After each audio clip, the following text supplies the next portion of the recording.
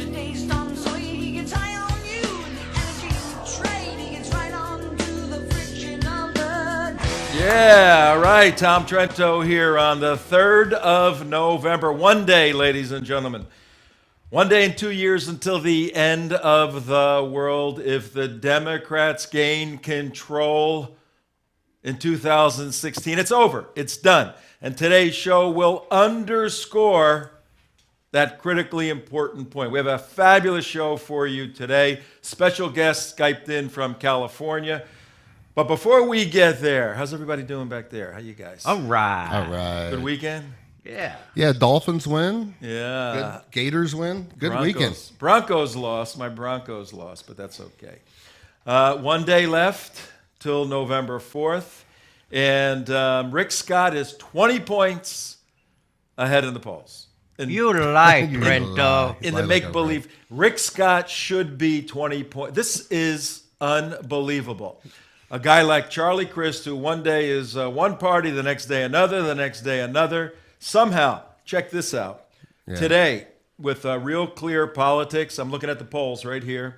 Quinnipiac, YouGov, Times Bay, Rasmussen, CNN. Everybody has Crist ahead either 1 to 4 points. We know in this state, I was there in 2000. I have in my files hanging chads right now. We were in the middle of that goofiness in 2000. This is a screwy state, ladies and gentlemen, for elections. To have Charlie Crist still a contender is unbelievable. But the fact that he could win, and with the margin of fraud that the state has, probably will win, speaks horribly of the voting bloc. And as we have been saying show after show, with over 1 million evangelical Christians who do not come out to the polls, you're going to get, folks, what you deserve if you don't show up tomorrow. Please show up tomorrow. We have a great series of shows this week. We're going to follow the election tomorrow on the show. We'll have a post-election wrap-up on Wednesday. And then Thursday, Friday, we're bringing a special feature. As you know, 9/11, we were up in Boston and Washington. We did an Israel Security Summit at Rabbi John Hausman's synagogue with General Jerry Boykin, Lieutenant Colonel Alan West, General Tom McInerney, and Station Chief CIA Gary Bernson. Phenomenal program. We're going to bring you 2 parts of that program Thursday, Friday. So Maybe. Don't say maybe. He asked you right before the show. I said, Mark, can I say this on the air? You're going to have You're the editing editor done. in chief here, right? Okay. We'll have it. And then we got a real special deadlines. surprise for you next week that we're not going to say yet because it's not all together. But right now, WSBR Radio, AM radio on your dial, broadcasting from Miami all the way north to the north end of Palm Beach County, covering about 5 million people. About 3 of them are going to go out and vote. We have Debbie Wasserman Schultz in the sound of our voice, gentlemen, right now. Oh, yeah. Oh, little Debbie. Yep, she's there. So we got a lot of stuff going on. But if indeed Crist wins, Charlie Crist, who now is a Democrat, if he loses, whatever he's going to do for the next election, who knows? But if he wins, it really underscores the thesis of our show today, the purpose of our show today, the subject matter of our show today. We have a special guest out of California right now. He put another movie together. Filmmaker, writer, director, producer, who has done quite a few works. One in particular, a couple of years ago, Dreams from My Real Father, which I thought was a fabulous piece. Right. And followed it up with a brilliant documentary that goes right to the heart of the absurdity of Americans today, believing that you could have some sort of wonderful existence on Earth with fallen human beings. An existence so great that only the Wizard of Oz could figure out how to make that work. So let's bring in right now our special guest, Joel Gilbert. Joel, how you doing, man? To be here. Thanks for having me today. Good, absolutely. You really put together a brilliant movie. There's no place, name of the movie, there's no place, play on words, no place, there's no place like Utopia. And for this show, folks, we're going to show you a couple of clips from the movie. Going to tell you how you can get a copy of the movie, where you can see the movie. Right. Must-see movie for anybody concerned about the future of America. As you know, here at the United West, we have 4 elements to our mission: defend the Constitution, defend the state of Israel, defeat Islamic Jihad, defeat President Obama. This movie encompasses all of those pieces. Joel, where'd you get the inspiration? Where were you? Take us right to that moment where you said, "Damn, I gotta do a movie about utopia on Earth and Obama." Well, I've studied the progressive agenda and the progressive fantasy of creating this perfect world, like Obama would scream, we're going to fundamentally transform America to recreate the world as it should be. Now, this reminded me, of course, of history, that we always had charlatans in history that would promise to create the perfect society. People like Mao and Stalin, even Hitler, Pol Pot. And they told their populations, follow me and I'll bring you to the land of all your dreams, the perfect world. And I know from history that when they followed this yellow brick road, they didn't arrive to paradise on earth, they arrived to hell on earth. They were sent to gulags, they were starved to death in this effort to force humanity to fit into this perfect world. And that's why progressives murdered 100 million of their own people in peacetime in the 20th century, trying to force them to fit into their utopian ideal. And that, of course, reminded me of the metaphor and the analogy in popular culture of the Wizard of Oz. Dorothy wanted to find God on earth. She wanted to find someone to solve all her problems and do everything for her. So she followed this yellow brick road. And the lesson of the Wizard of Oz, of course, is there is no wizard.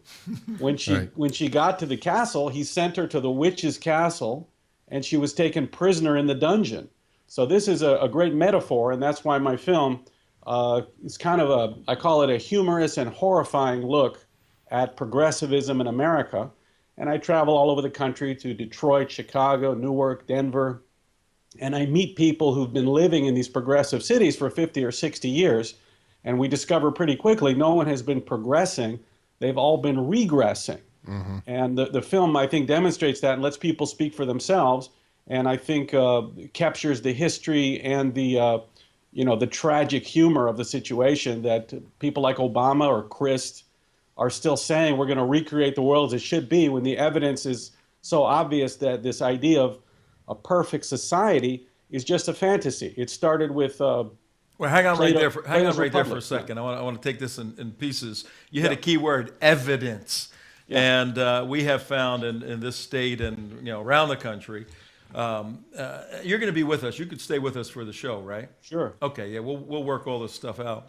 Okay. That people today aren't that interested in evidence. They're more interested in immediate self-gratification. But a little bit about you first, so we establish that 13 minutes after 4 o'clock, another beautiful day. A little cold last night here in Florida. It was down in the 60s. Yeah, it was freezing. Ooh, chilly. But I brought my fur coat out last night, Trento. Okay, good. You're going to vote? Or did you vote? I already voted. Oh, that's right. Schmucky Putznick already voted. How about yes, you? I voted too. You did too. Okay, good. How about Imam Abdullah? Did you vote? I am not a citizen. I cannot vote. But I'm not going to break your laws. But that doesn't matter in this state. If you're not a citizen, as you'll see in this movie, you don't have to be a citizen to vote in this great country of ours. Hey, it's 15 minutes after 4 o'clock. Joel Gilbert, producer, director. There's no place. We're going to talk about those 2 words, no place like Utopia. But Joel, my question is, was there a point when were you sitting at the Ivy in L.A. or where you said, I'm going to do this. I'm going to go raise the money. I'm going to put this thing together. Where was that point? Let our folks know a little bit about you.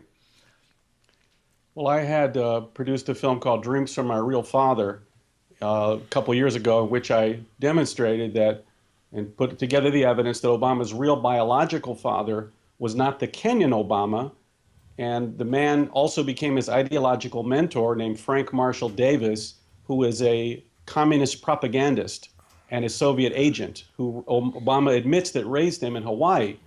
And that's why I just kind of learned the ideology and methodology of the far left, which is to lie about everything. It's actually a strategic choice. Everything. It's a strategic choice. They lie about their personal backgrounds to create a deceptive, false agenda. And this is what Obama did. He learned from his mentor, Bill Ayers, who would look people in the eye back in the 60s and 70s and say, we're going to destroy America. We're going to replace it with a socialist, fascist utopia. They learned that he went to jail and went in the underground, all the Weather Underground people. When they came out of the underground, they realized, look, let's just tell people, let's look them in the eye and say, we want to help people, but we'll go ahead and do the same thing in order to take power. So once I realized that ideology and I saw it in practice in the daily Democrat Party disinformation campaign, the entire agenda, the entire Democrat Party platform is based on disinformation, telling you a complete and total lie, just like the Wizard of Oz, who, was a charlatan. He never intended to keep any of his promises, just like Obama. We're going to cut the deficit in half. Obamacare is not a tax. Everything he said he never intended to do. And it just dawned on me that Obama is another charlatan in history, and this would be a great metaphor. I think I got the idea.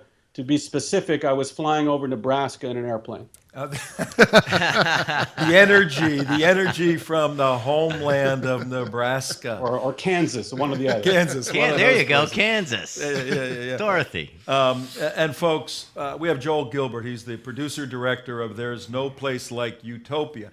If you ever got to learn about a movie before you go to vote tomorrow, this is the time, because it's about the progressive left, about their ideology, about their viewpoints, about their habits, about their thought processes, about the conclusions of these ideologies and thought processes, but not just in the immediate. There's a historic picture developed in these cities like Detroit and like Newark. Joel, I was liking your film until you got to my home city where I was born and raised, Newark, New Jersey. We'll talk about that. Okay. In a little bit, but hey, take it easy on Jersey. Yeah. And you sound like a thoughtful person, and your movies indicate that. You have a very interesting academic educational background. Just take us through your educational background for a second. Well, I studied undergrad in England at the University of London. Both at the London School of Economics and the School of Oriental and African Studies. So my real expertise and my first few political documentaries were on Islamism and the Islamic-Jewish conflict. And it was through making a film called Atomic Jihad, Obama's Politics of Defeat, that I heard him speak in so many places where whenever he would speak about the rich and the poor, even though I was looking for foreign policy information, he would all of a sudden start screaming and yelling. He'd put on this preacher voice and he'd be so excited and so happy. And then he'd go back to his monotone. And I realized that this guy at his core had a passion for class struggle. It was obvious. And that's what put me on the path. I read his book, Dreams from My Father, and realized this guy named Frank that he talks about was Frank Marshall Davis. And I soon discovered that was the real father. But that's how I got into studying the far left and Obama from my interest in my studies in Islamism. And then I also have an MBA in finance from George Washington University. And I came out to Los Angeles and worked at Paramount Pictures as a financial analyst originally before I started my own production company. Beautiful. And you have another little element in your background. Earlier, some of the guys in the studio here said, man, Joel looks a little bit like well, let's see. Who does Joel look a little bit like here? You gotta give me a chance to cue it up here. Let's Hold on a see. second. What are we looking at here? Yeah, you threw me a curveball right at the thing. Hold on a Gotta second. be quick here. You didn't see me moving in that direction? No, I did not see. All right. Take a look at this.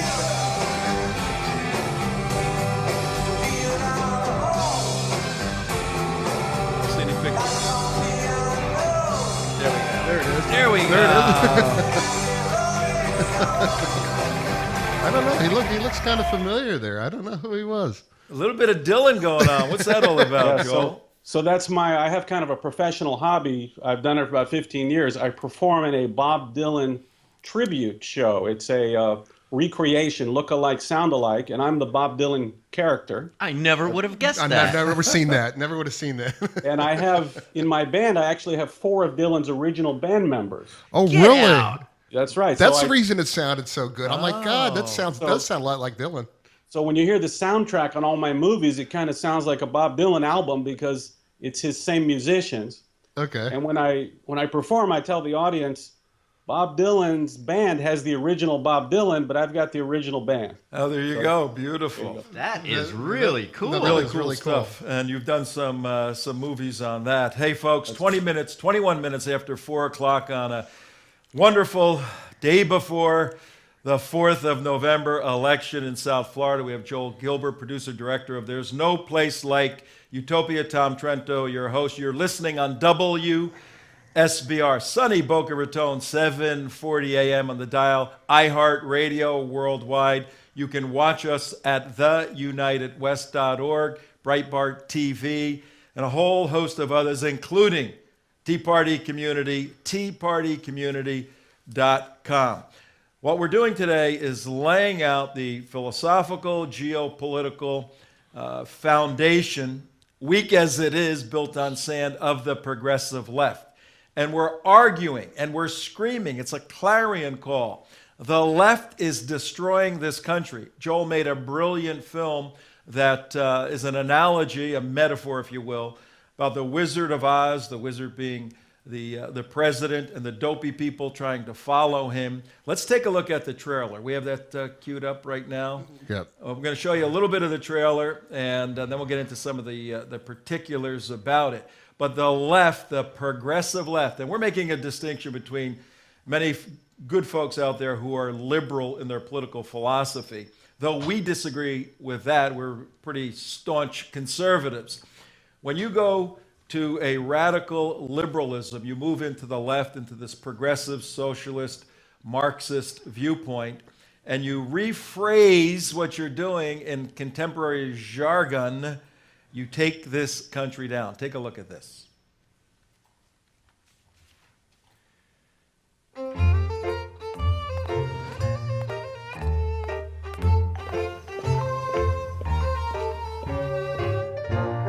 Oh, we're glad you landed in Oz. We've got a wizard here. He can solve your problems. Because he's special. You can keep your doctor. You can keep your plan. People on welfare assistance here mostly? That's the whole city. We're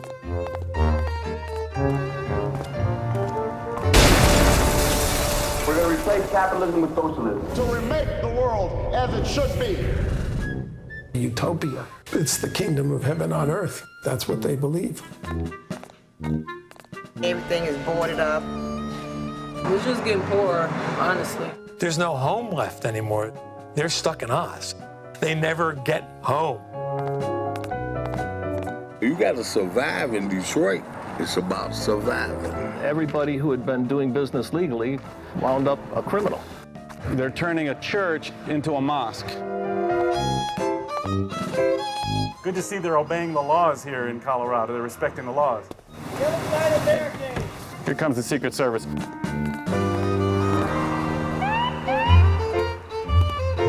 We're not becoming a utopia. What I call it is the urban removal project. Does it look the same? No, not at all. What is the demographic now at your high school? It's 99% Hispanic. Look after us first, our country people first. I won't have to worry about putting gas in my car. I won't have to worry about paying my mortgage. Did Obama pay for your mortgage? And did he pay for your gas? Socialism is all negative. It can't bring to anything good. I need you to keep hoping. I need you to keep on believing.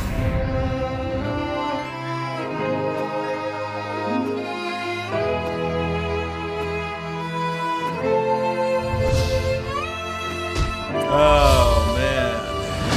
25 25 minutes after the hour, 4 o'clock on the West Coast, 25 minutes after 1 o'clock. Hello to everybody out there over on the other side of the pond, whatever time it is. Glad you're here. Tom Trento, your host with the boys in the studio. Our special guest, Joel Gilbert, producer-director. There's No Place Like Utopia. Joel, you had to select out of all the cities in the United States, just a few to go look at. What was your selection process, and what cities did you actually travel to establish that progressivism, that is socialism / Marxism, is destructive? Well, the obvious first choice was Detroit because there were so many good examples of how you had a successful economic city with house after house after house, the jewel of America, American manufacturing ingenuity. And the progressives came in, Coleman Young, who was a member of the Communist Party and the Democrat Party, mayor for 25 years, and the EPA came in, and it changed all the rules overnight. Manufacturing's a dirty business, but they changed the rules so that if you manufactured anything, you became a criminal. And if you did business with some company that was polluting in some way, then you were a criminal. They also changed all the laws for workman's comp, such that it made it too expensive and impossible to do business in Detroit. And everybody left Detroit, and Detroit is a typical progressive city where there's 60% unemployment, broken homes, drug culture, crime, no police force. This is massive destruction, and it shows the progressive agenda that Obama's radicals are trying to bring from these failed inner city America to the entire country. I also chose, of course, Southside Chicago, because that's where Obama and his wife, Michelle, well, Obama's not from there, but Michelle is from there, and he was a politician there for many years. So I said, well, if he's going to come to Washington and tell us how to run our lives, let's see what kind of change he was able to affect in Chicago, where he's from, that would justify bringing this policy to middle America. I found very quickly that Southside Chicago things are getting worse and worse. Businesses are closed, schools are closing. I ran into Michelle Obama's mother, which was pretty interesting. That was interesting. That was really interesting. You know, she's actually a very nice lady. You were shocked when you walked up there. You did not expect her mother, you know, with no security, no anything, right? Yeah, I just knocked on the door thinking, can I take some video, ask permission to take video of the outside of the house. And I said, did you know Michelle Obama's family lived here a long time ago? She said, of course I know, I'm her mother. So I had an interesting talk with her, and also went on to Newark was another choice because of Cory Booker, especially, who is a mayor, super progressive, radical socialist, who has a fake background just like Obama. He invents all these stories about all these things he did, and he lies about his time in office. He claims that Newark is improving and crime is down and all this wonderful change. He's going to bring it to Washington. So that was a good place to show the reality of progressivism cannot exist on its own. That's why they have to lie about the results. They have to lie about their personal backgrounds. They have to claim all kind of fantastic lies, like Republicans want to suppress the vote, because if people understood the true face of progressivism, the reality of the destructive policies, they could never vote for these people. So that's why they put on a complete false pretense to trick people. Right. You mentioned earlier that you're not talking about liberals and Democrats. A lot of the well-meaning liberals and Democrats, like my mom who's in the film, they don't realize that radical socialists took over the party since the early 80s. Yep. And today the Democrat Party is a radical socialist party. There's no opposition in the party. If you oppose anything from the top, you'll be excommunicated. Crushed. Yeah. The entire program is you have to go with the leader, the dear leader. And if not, you don't have a part in the system. So liberals and Democrats maybe are catching on about how radical these people are, but still not completely. Yeah, that piece with your mom is classic. At 29 minutes after 4 o'clock, folks, we have Joel Gilbert, producer, director of There's No Place Like Utopia. And there's a point at which he ambushes his mom with a camera, and she's spritzing the plants, you know, up in her home. And ambush your own mom, man. Yeah, That's he ambushed hardcore, his man. mom, and then he asks her, yeah, you voted for Obama, didn't you? And she goes, hey, that's private. I'm not telling you anything. I'm not a liberal. I'm not a Democrat. You know, I'm in the middle. She voted for Obama. Why'd you let your mom vote for Obama? Yeah, what's up with that? Look, a lot of people were fooled. Don't forget, Obama looked people in the eye. He said, we're not the red states, we're not the blue states, we're the United States. He had a very mainstream program. I'm going to cut the deficit in half. Obamacare is not a tax. He looked you in the eye, and with a completely different agenda behind his back, he waved the American flag, but he had a completely different agenda based on the reality that he was brought up and indoctrinated by radicals his entire life. His real father was a Soviet agent. I can't emphasize that enough. We were not allowed to know that his real father worked on behalf of the Soviet Union as a Soviet agent and communist propagandist. In New York City, he went to socialist conferences. His mentor was Bill Ayers, a Weather Underground Marxist terrorist who tried to destroy the United States. This is the ideology that he comes from, of hatred for America and the love of this utopian ideology. And that's the reality of his policy. So a lot of people were fooled by believing the guy when he looked you in the eye and said, I'm going to cut the deficit in half, God bless America. He had a completely different idea. It was an unacceptable manipulation of the democratic process. But that is the Chicago Alinskyite Marxist policy. Lying about your agenda is their actual policy, because they know that nobody would go along with this nonsense. Nobody voted for Obamacare as a tax. Nobody voted to flood the country with illegals. Nobody voted to double the deficit. It's a complete fraud on the American people. Yeah, I was in The Hague in the Netherlands on Inauguration Day, January 20th, 2009, and then in Paris a couple of days later. And Europe was ablaze in the worship of the new world messiah, President Obama. I mean, they were cheering in the streets during the U.S. inauguration that this man will now bring unanimity and love and peace to the world. He's a nice, as Joe Biden said, a clean guy, nice package. Ironically, from 2008 forward, we here at the United West, we were doing a 3-hour expose, a sort of an intelligence briefing on President Obama, from how he was born, where he was from. We put a lot of the material about Frank Marshall Davis in this, and his mom, Ann Dunham, and all of that. And then your movie came out. What year, when did that come out exactly? April of 2012, April, May. Okay, that came out, and it was like, yes, somebody finally put all this evidence together. I got a question on that. Now, we're going to stay on Utopia, but when did she get pregnant from Frank Marshall Davis? Was she at school in was it Washington, or what is your thinking on that? Well, she was in, obviously, Obama, we're pretty sure, was born in early August of '61. Right. So that means she got pregnant back in December time of 1960, when she was at the University of Hawaii living in Honolulu. Okay. So that would be the time for the pregnancy to start. And obviously there's some debate about if he was born in Hawaii, in Seattle. There's several different theories, but I think I present the evidence very clearly that his real biological father was Frank Marshall Davis, who became, more importantly, for our knowledge, his ideological mentor.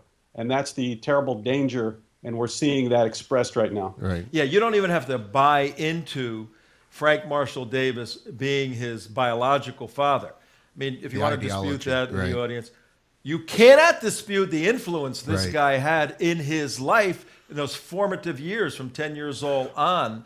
How bizarre is that? Frank Marshall Davis was what, in his late 60s or so at that point?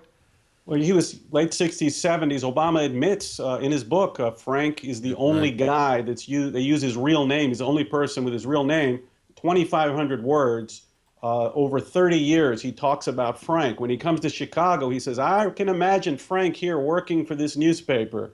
But interestingly, in the audiobook version of Dreams from My Father, Obama narrates that himself. That came out in 2005 when he's thinking of running for president. 1995 was the book.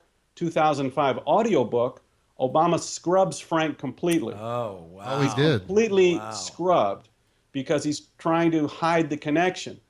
There's a lot of things he's done, you can see in his adult life, to hide the connection. I even document that I believe, and it's pretty obvious, I had 2 plastic surgeons testify that he had a nose job because he looks so much like Davis. If you look at his earlier pictures, he has a much bigger nose. He really does. Hey, folks, Tom Trento here, 35 minutes after 4 o'clock, day before election. Joel Gilbert, producer, director.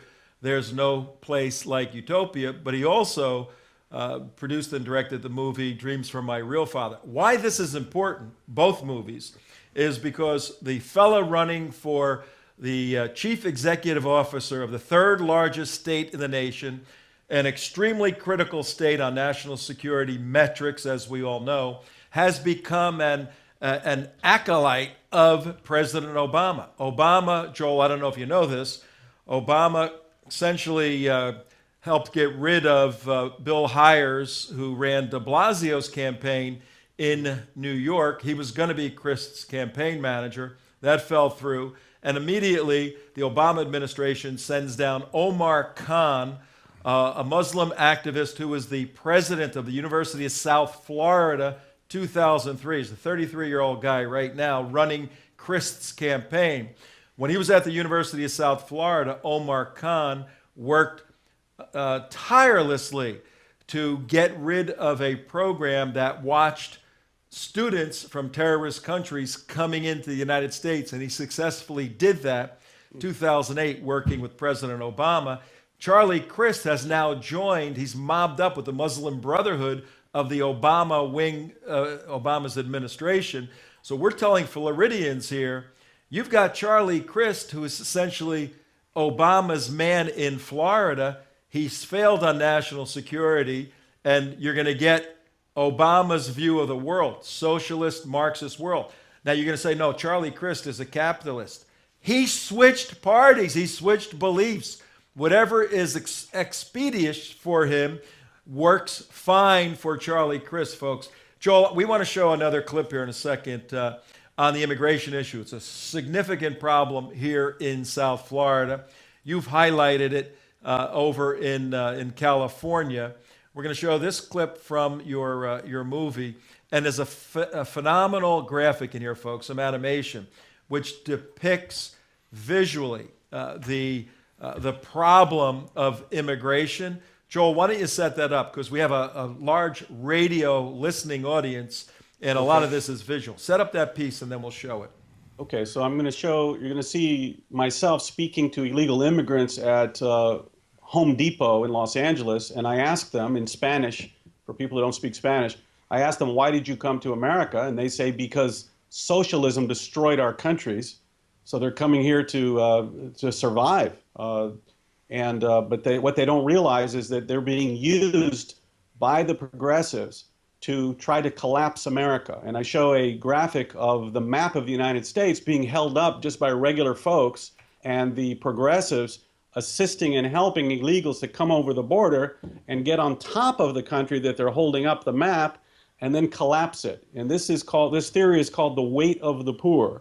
Right. And this ideology was started from back in the 60s. The progressives actually bankrupted the city of New York in the same way. They signed up 1/3 of everybody in the whole city to welfare programs, and the city went bankrupt, and we had the huge crime rates in New York and all the devastation that happened at that time.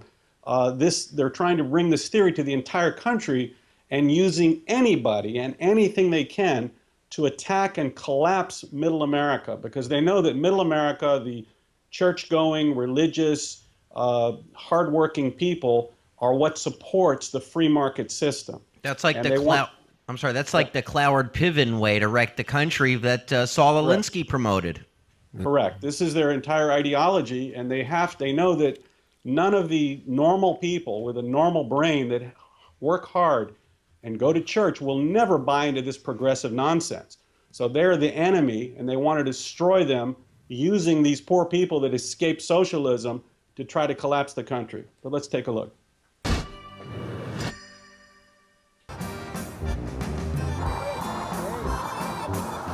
¿De dónde eres usted primero? Me Salvador. ¿También? México, ¿de dónde es México? Puebla. Guatemala. Guatemala también. Guatemala. We're recruiting and training Latino organizers. The antiquated immigration system needs to be changed. We will transform this nation.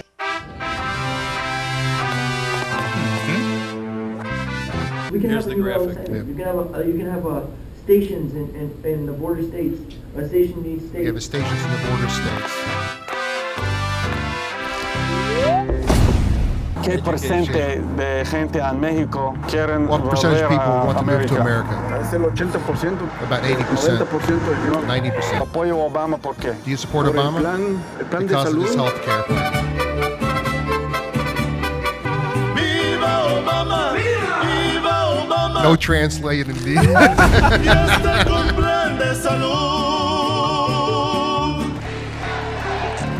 Yes, we can. I am going to march with you every step of the way to make sure that we are welcoming every striving immigrant who sees America the same way we do. Food stamps. ¿Por qué no te quedas y trabajas en tu Stay and propio work in your own país? country. Why? El problema de que Because no the problem puedo quedarme with en our mi country. país es por el It's sistema because of the socialist del system. socialismo.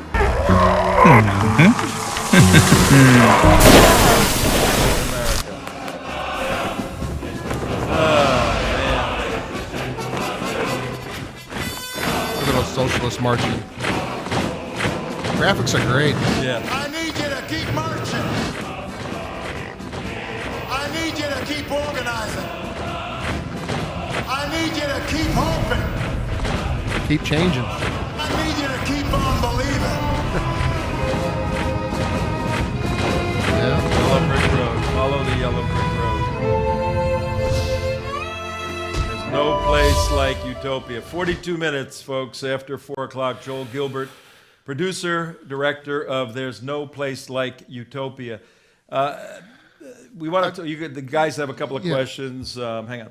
Right. There's that was a very graphic, very powerful piece of the movie. And again, the whole movie is like this. People really have to see it. But explain to the folks the play on words of No Place Like Utopia. Yeah, of course, in The Wizard of Oz, Dorothy repeated over and over her goal, her dream was there's no place like home. So there's no place like Utopia is obviously a play on words that gives us the entire metaphor of the Wizard of Oz following this magical wizard. Obama's going to solve all your problems. In the concept of utopia, I show a little bit of the history that it was originally it was Plato's Republic who wrote about the perfect society, but it was a fictional idea. It wasn't real. And then Thomas More wrote about utopia, and then Marx wrote about his workers' paradise, where he said that in the perfect world, in a perfect communist society, it will produce all these goods that only a government-controlled society can produce, and will have universal happiness. Now, for the most part, this was really just a fantasy. It wasn't real. But modern socialists adopted this fantasy as a real political model for the nation state. And even though it failed miserably and they had to murder hundreds of millions of their own people to force them to fit into this mold, we still have socialists, communists, now they call themselves progressives, Right. that are advising us to pursue this perfect world, this recreating the world as it should be. Well, Joel. And it's completely opposite of American ideals. Well, and the continued play on words from the etymology of the word, no place like utopia, the Greek word utopia means no place, or there's another nuance in the Greek language. You means good, Right. good place. You know, the metaphors continue that this utopia is a good place, but really there is no place like it. Mark, you had a question? Yeah, I was just, my wife's a Democrat, and she didn't vote for Obama because she understood where he was coming from because she lived in Europe and saw all this before. Mm-hmm. And also, I bring it up in a little bit different context to help people understand, and you're dead on right with your movie about the utopian, ideology. I've been saying for years that they're wanting to have a Star Trek world where everybody lives in a perfect Star Trek universe. Everybody gets along. Everybody rides on this free, Enterprise starship. Everybody has dilithium crystals, free energy, free power, and nobody ever uses their phasers to kill anybody in anger. Okay, that's the same. They actually believe that a Star Trek world can exist. And as much as I love the movie Star Trek, it cannot exist for many levels. But they want to continue to believe we just have the right leader, we just have the right person. We can make our utopian Star Trek world, Land of Oz world exist. Okay, well, part of that, of course, also is who is the leader of paradise? It's God. So when they bring paradise down to earth, the leader of paradise on earth is God on earth, whether it's Mao or Stalin or Lenin or Obama. He's perfect. He can't do anything wrong. Right. And this, unfortunately, doesn't fit into reality, and it only causes devastation, like I show in all the cities in my film. Where you just mentioned God. Where are you? Where do you stand with that? What is your religious persuasion? I'm Jewish. Okay. We do a lot of work. We got. He's a fellow tribesman of mine. Wonderful. We do a lot of work with our Jewish brothers and sisters, even though 80% of them are over on Obama's side. What is that all about, Joel? Yeah. Well, unfortunately, there's part of Jewish history that talks about a Messiah and going to the promised land. So a lot of Jews were unfortunately sucked in from the familiarity of this idea of achieving paradise on earth from communism and socialism. It's an embarrassing chapter. If you're Jewish, and you believe in reality, then it's very embarrassing that 80% of Jewish people would be sucked in and fooled by this devastating and destructive ideology of progressivism. There's a lot of buyer's remorse in my neighborhood, Joel. A lot of buyer's remorse. Hey, Joel, there's a piece in the film where you're in Detroit, and 47. We've been there, Yeah, we've been there. Yeah, in Dearborn, Detroit. It looks like a wars. It looks like an atomic wasteland. It really does. 47 minutes after the hour on WSBR 7:40 a.m. Folks, Joel Gilbert's with us. Joel, there's a piece where you go into one of these bombed out apartment buildings, and your cameraman is following you through, and you're stepping between the rats and the broken glass and all of that.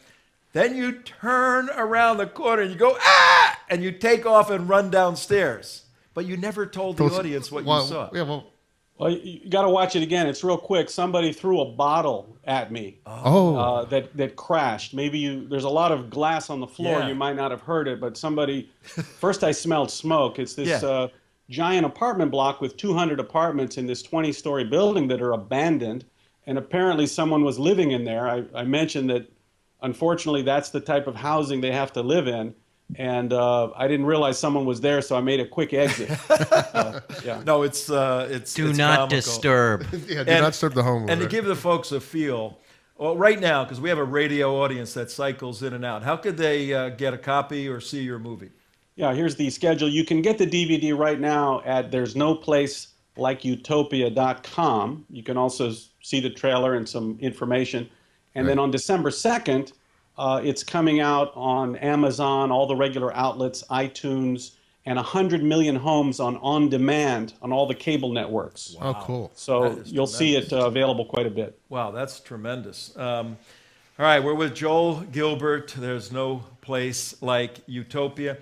Right. We do a lot of research here on all types of issues, and our work on the progressive left. The proponents, the Ivy League graduates, the trust fund babies that went to school and have this concept of utopia, never get to the point where they say the system is flawed. The structure of progressivism, socialism, is a flawed political philosophy. They always say it's never been implemented successfully or properly. In your research, your study, have you found any academic or any leading political person to agree, the damn thing is flawed, or is it the implementation that's the problem? Well, you have people who were born again, like David Horowitz in my film, grew up in a communist Jewish family, and he was actually a leader of the New Left. He was an editor for Rampart magazine, and he had the born again moment way back in the 70s, and he's in the film, and he's a spokesman for reality today. There's a lot of people that have learned the lesson. For a lot of people, because it's a religion, socialism is almost like a faith. Remember, there's God on earth. And if God says something, you have to do what he says. So there's a lot of people that can't give up the idea because that's all they believe in.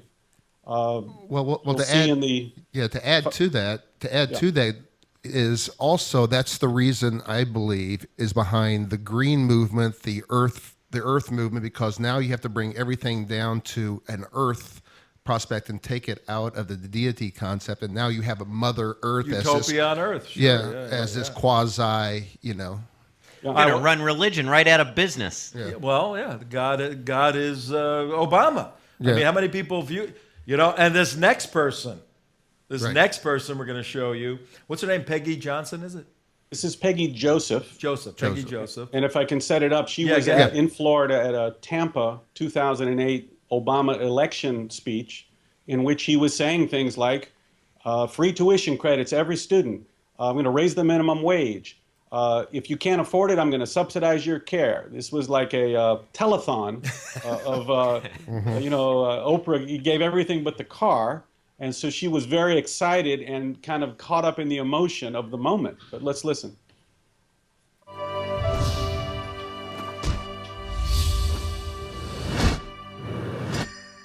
Peggy Joseph took her daughter out of school early Wednesday. Her emotions ran high following Obama's speech. I won't have to worry about putting gas in my car. I won't have to worry about paying my mortgage. And you're carrying the red shoes in your hand right now. Walking up the door. Hello. Hi. Hi. Are you Peggy Joseph? Yes, I am. I have a present for you. I brought you some ruby slippers. Slippers? Yes. I didn't order any slippers. I know. Well, I'm making a documentary. I'd like to talk to you. Do you mind? I won't have to worry about putting gas in my car. I won't have to worry about paying my mortgage. Did Obama pay for your mortgage? And did he pay for your gas? Absolutely not. Mortgage got worse and prices got higher. During that time, we needed a change, but a change for the better, not for the worse. He had a very big voice, just like the Wizard of Oz. The wizard with this little teeny, tiny man. And I think it's the same thing with Obama, man behind the curtain. Not who we thought or expected him to be. I was Dorothy in the Wizard of Oz. That's how I feel. I was Dorothy. I started getting a little bit more educated about politics and reading more. What I learned is never trust the wizard. It's within ourselves to have the determination, the courage, and the brains to bring us to our destiny. Is America still the land of opportunity? 100%. It is. Anything that you want to do or become, you can do it in America. Well, I have a question for you. Wait, hang on one second. We're starting to fight the clock here a little bit. Well, I want to know, she's just voted for Obama still on the second go around. That's all I want. If you watch the film, she said that she did not vote for him. Oh, okay. Yeah, I watched the film. I knew that answer. Well, you picked it. That's why you wouldn't let me watch it. It's 110 minutes, so it's almost 2 hours. I mean, it's a hefty piece, but you've broken it up into these chapters and these vignettes. And that one there, you've got a lot of sort of benchmark money shot moments. That's one of the classic ones. How did you find this lady, and how'd you get her to agree to talk to you? It was very difficult to find her. She's right there in Florida, near you folks, near Fort Lauderdale. Oh, really? And, we should go interview. Once I tracked her down, I just had a normal conversation with her, and she told me that she was caught up in the emotion of the moment, and once she did some reading and learning a little more, she realized that Obama was a complete fraud, and she regretted very much her comments. She understood very clearly that Obama was using poor people. She even told me that.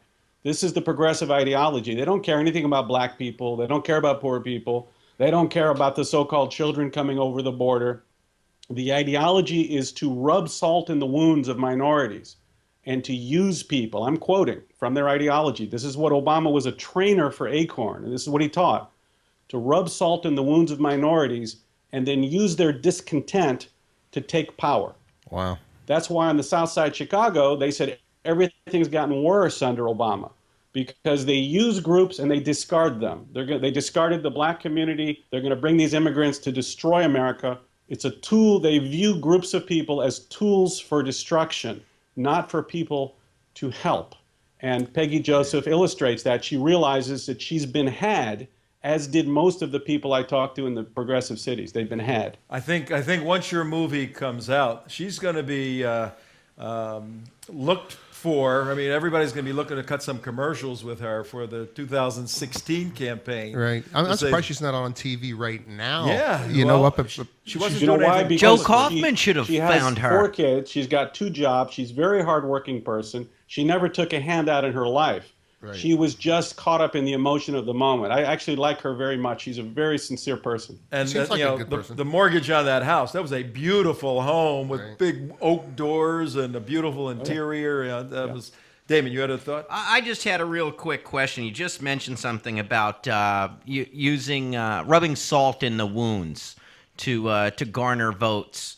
And being I know you have some experience on the Islamist thing, draw any comparisons between the way that Hamas uses the Palestinian plight to rub salt in the wound, and either other Arab nations use the Palestinian issue to rub salt in the wounds in a similar way. Let me tie it together for you. Progressives and Islamists are natural allies. They've always worked together because they view free markets, freedom, capitalist system as the obstacle to taking power. So Islamists and Marxists work together. That's why they sent Omar Khan down to Florida, because they want to destroy the free market, free speech system that they believe is their #1 target to domination. We've seen that so many times. It's the Red-Green Alliance. It's the Red-Green Alliance. And out in California, it's probably the strongest of where it is anywhere in the United States. Oh, and I think Bill Maher is catching the buzzsaw on that right now. And it's just amazing that alliance even exists. But when you stop and think about it, it makes total sense. It does exist. It's a problem. But movies like this, there's no place like Utopia. They're exposing this. 2 final thoughts. We only got about a minute or left, Joel. Yeah. We'll have to have you back because there's so much to talk about. You got to see this movie, folks. You absolutely have to see it. What is your favorite movie? What is one of your favorite movies? My favorite movie is always the last movie that I produce. So I recommend, especially when you're done with there's it. No Place Like Utopia.com, the greatest movie ever. All right, now on that note, take 30 seconds to tell the folks whatever you want to regarding the state of affairs, your movie, and the future. Well, well, look, I'd like everyone, please watch the movie. I think it exposes the radical agenda of progressivism, the destructive agenda of progressivism. And only if Americans can understand this, we can stop being fooled into electing these officials who now have a completely different agenda than they're claiming they want for the American people. They don't want to help families. They don't want to help people. They don't want to help immigrants. They only want to take power and then use the tools of state to enrich themselves and their friends, and then use those tools of state to suppress any opposition to keep a permanent hold on power. And I think if people understand this, we can fight back against this very, very insidious and evil agenda that has taken over one of the 2 major parties in America. Insidious and evil. On that note, we're going to let you go, Joel. Brilliant movie. We will do whatever we can to help get the word out. Every American really needs to see this. It's an entertaining piece. It's what we do on our show. We edutain, do a little bit of education and entertainment. You've done it marvelously, and we go in depth in this subject too, like today. Yeah, we'll have you back for sure. Anytime. You take care now, and well, folks, another show here on the 3rd of November. Thanks for coming on the show. You were awesome. Thanks. 2014. Be sure to vote tomorrow, and don't vote for any progressive, liberal, any crap like that. Vote good, vote smart, vote for the Republicans. And vote often. That's and correct. vote often. Yeah, take care. See you tomorrow.